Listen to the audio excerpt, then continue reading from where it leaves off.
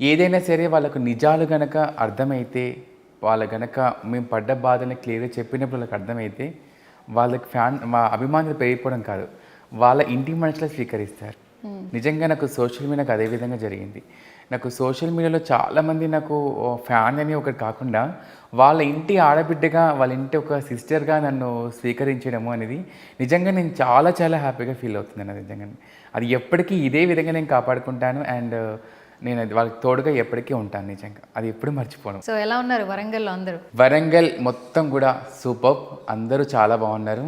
వరంగలే కాదు, తెలంగాణలో ఉన్న నా ట్రాన్స్ కమిటీ అందరూ కూడా చాలా చాలా చాలా చాలా బాగున్నారు. ఈ స్నేహ ఇప్పుడు ఓన్లీ వరంగల్ నుంచి మాత్రమే రాలేదు ఇక్కడ. నా తెలంగాణ, ఆంధ్రప్రదేశ్, నా ట్రాన్స్ కమిటీ వ్యక్తులు అందరి తరపున కూడా ఇక్కడికి వచ్చింది. సో ఫస్ట్ నీ పేరేంటి? నా ఎక్కడ కొన్ని ఛానల్ చెప్పలేదు ఫస్ట్ టైం, అంటే సెకండ్ టైం అనుకుంటున్నాను నేనైతే. నా అబ్బాయి పేరు వచ్చేసి సతీష్. తర్వాత నేను ట్రాన్స్గా మారిన తర్వాత నా పేరు స్నేహగా మార్చుకున్నాను. నువ్వు సతీష్గా ఉన్నప్పుడు ఎలా ఉండేవాడివి అనే ఒక చిన్న ఫోటో ఏమైనా ఉందా ఫోన్లో? చూపిస్తావా? నా సర్టిఫికేట్స్లో ఉంటుంది మేడం. 10th మెమోలో ఉంటుంది నా మెయిల్ ఫోటో. ప్రస్తుతానికి అయితే నా దగ్గర ఫోటో ఏం తీసుకొచ్చుకోలేదు, కానీ 10th మెమోలో మాత్రం ఉంది ఫోటో. చిన్న ఫన్నీ క్వశ్చన్, సతీష్గా బాగుంటావా స్నేహగా బాగుంటావా అంటే ఏం చెప్తావు? రెండు బాగుంటాను. అవునా? చాలా మంది ట్రాన్స్జెండర్ అయిన తర్వాత బాగున్న వాళ్ళని చూస్తున్నాం. ప్రియాంక కావచ్చు, చాలా మంది ట్రాన్స్జెండర్స్ అందరూ కూడా. కానీ బాయ్గా ఉన్నప్పుడు కూడా చాలా మంది బాగుంటారట. ఈ స్నేహ సతీష్గా ఉన్నప్పుడు బాగుంది, స్నేహగా మారిన తర్వాత ఇంకా బాగుంది. ఇంకా బాగుంది. స్నేహాన్ని పెట్టుకోవడం రీజన్ ఏంటి పేరు? అంటే అది మా ట్రాన్స్ కమిటీ వ్యక్తులలో ఫస్ట్ మేము చేరగానే మాకు గురువు, తర్వాత అమ్మ అనే బంధాన్ని మేము ఏర్పరచుకుంటాం అక్కడ మాకు తెలిసిన వాళ్ళ ద్వారా.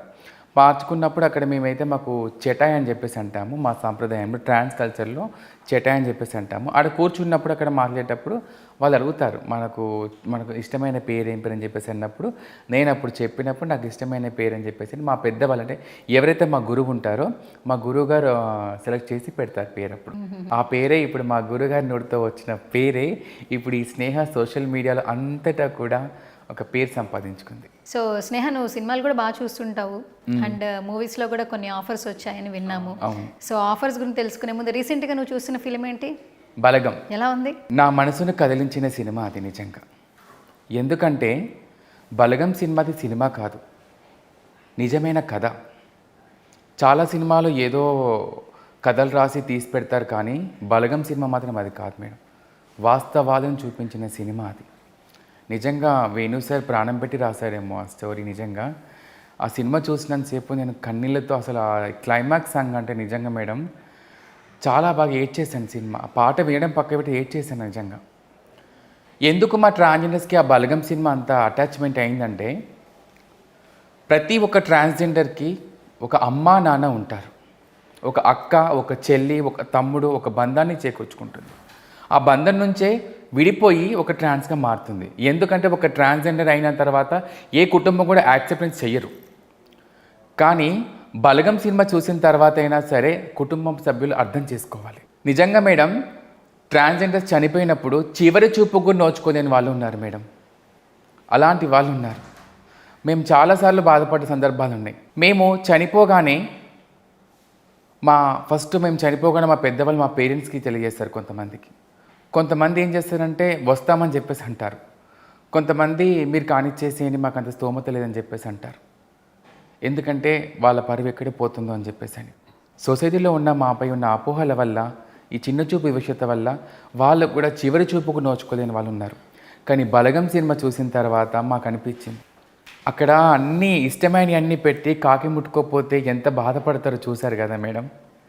మరి ఒక ట్రాన్స్జెండర్ చనిపోయినప్పుడు తనకు ఇష్టమైనవి పెట్టిన తర్వాత కూడా ఆ కాకి ముట్టుకోవట్లేదంటే అర్థం ఏంటి? అక్కడ తన కుటుంబ సభ్యులు ఎవరు కూడా తను చూసుకోలేని బాధతోనే చనిపోతుంది. నిజంగా ఆ సినిమా మా ట్రాన్స్జెండర్స్ అందరికీ కూడా అది అంకితం అనుకోవాలి మేమైతే. నిజంగా అది బయట వాళ్ళు అన్నదమ్ములు కలుసుకుంటున్నారు, అక్క చెల్లెలు కలుసుకుంటున్నారు అని చెప్పేసి అన్నారు, కానీ ట్రాన్స్జెండర్ కుటుంబానికి కూడా కలుసుకోవడానికి మాకు ఒక మంచి సినిమా తీశారని చెప్పేసి అని నేను నిజంగా ఈ యొక్క షో ప్రకారంగా దిల్రాజ్ గారికి, అదే వేణు అన్నగారికి, ఆ టీం అందరికీ కూడా నేను నిజంగా నా హార్ట్ఫుల్గా థ్యాంక్స్ చెప్తున్నాను. మా అందరి మనసును కదిలించింది మేడం ఆ సినిమా.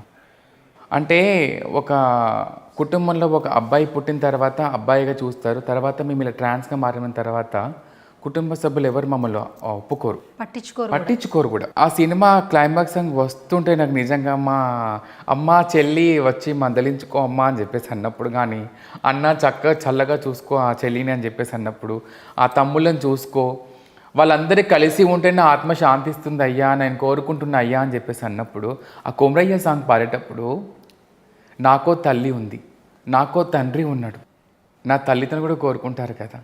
సరే నేను చనిపోయినా కూడా నా ప్రాణం అదే కోరుకుంటుంది. నా అమ్మ నాన్న కలిసి ఉండాలి, అక్క చెల్లితో కలిసి ఉండాలి, వాళ్ళ ఫంక్షన్లకి వెళ్ళాలి, వాళ్ళ పండుగలకి వెళ్ళాలి, వాళ్ళతో కలిసి నేను కూడా ఉండాలి అని చెప్పేసి అనుకునేది. ఆ బలగం సినిమా చూసిన తర్వాత నా వరకు నిజంగా నేను ఫస్ట్ వెంటనే మా వాళ్ళకి ఫోన్ చేశాను, ఎంబడే ఏడ్ చేశాను వాళ్ళకి ఫోన్ చేసి, మా చెల్లికి వాళ్ళందరికీ ఫోన్ చేసి ఏడ్ చేశాను బాగా. నేను దయచేసి ఎవరు నేను చనిపోతే మాత్రం ఇలా చేయకండి, అందరూ కలిసి సంతోషంగా నాకు ఇష్టమైనవన్నీ ఏమేమి కావాలో అన్నీ చూసుకోండి, మీరు అందరూ కలిసిమెలిసి ఉండండి అని చెప్పేసి అన్నాను. నేను ఇలా అయినంత మాత్రం నేనేం అది కాదు, అందరం కూడా కలిసిమెలిసి ఉండాలని చెప్పేసి అని చెప్పాను వాళ్ళకి. నాకే కాదు, మా గ్రూప్ ఉంటుంది, మా ట్రాన్స్ కమ్యూనిటీ గ్రూప్, అందులో మేము ఆ సాంగ్ వేసేసాము. చాలామంది బాధపడ్డారు. మీకు ఒక ఒక స్టోరీ చెప్పాలి మేడం. నేను పక్కనే ఉన్నాను, మా ట్రాన్స్జెండర్ వాళ్ళ నాన్న చనిపోయాడు. నాన్న చనిపోతే పక్కన వాళ్ళు ఫోన్ చేశారు మా ట్రాన్స్జెండర్కి.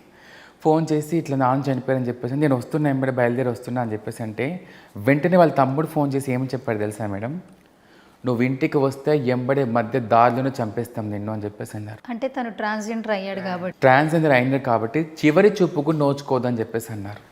ఆ తర్వాత మా ట్రాన్స్ వ్యక్తి ఏం చేశారంటే దొంగతనంగా వెళ్ళి పొదలల్లో ఉండి తండ్రి యొక్క అంత్యక్రియలు చూసి వచ్చింది.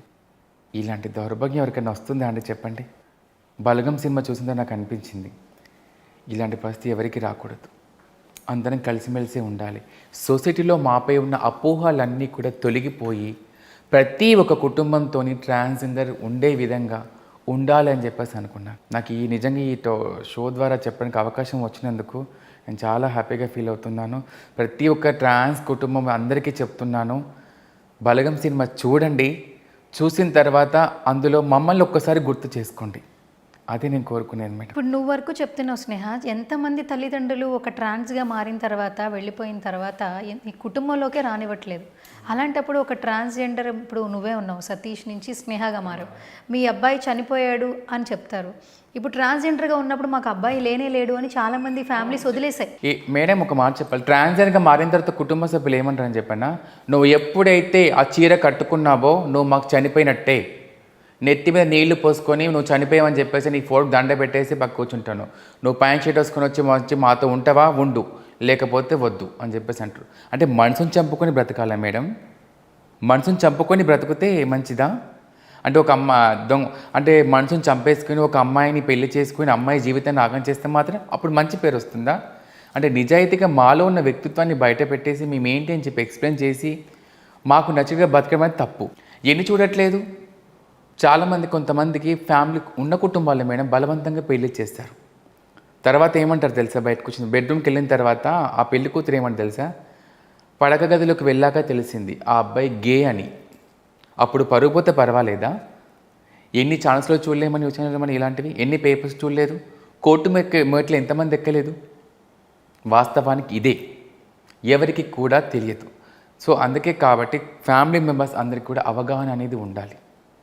ఫస్ట్ మార్పు అనేది అక్కడే రావాలి, కుటుంబం నుంచి రావాలి. నా కొడుకు ఎలా ఉన్నా పర్వాలేదు, నాతో ఉంటే చాలు. కుటుంబం కనుక యాక్సెప్టెన్స్ చేస్తే కనుక ఈ సొసైటీలో వాళ్ళతో మాకేంటండి, అప్పుడు అన్నిటి దారి అదే దొరుకుతుంది మాకు.